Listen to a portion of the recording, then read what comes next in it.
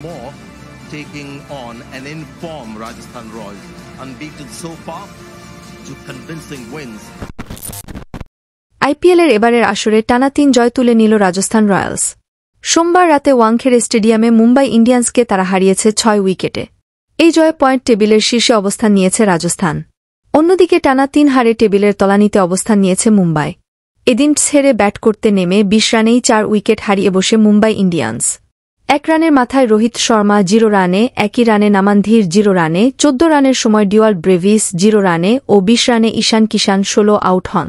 Trent বোল্টের দেওয়া এই ধাক্কা আর সামলে উঠতে পারেনি মুম্বাই ইন্ডিয়ান্স।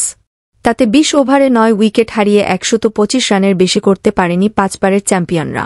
মুম্বাইর রান ১২৫ পর্যন্ত নেওয়া সম্ভব হয় তিলক ভার্মা, হার্দিক পান্ডিয়া ও টিম ডেভিডের কারণে। হার্দিক ৪ সর্বোচ্চ ৩৮ রান করেন। তিলক ২ ছক্কা মিলে করেন ৩২ রান।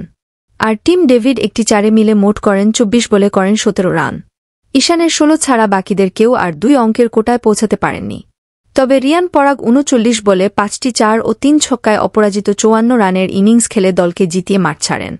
তিনি ছাড়া রবিচন্দ্রন অশ্বিন ১৬ রান করেন, জোশ বাটলার ১৩ ও সঞ্জু স্যামসন ১২ রানের ইনিংস খেলেন।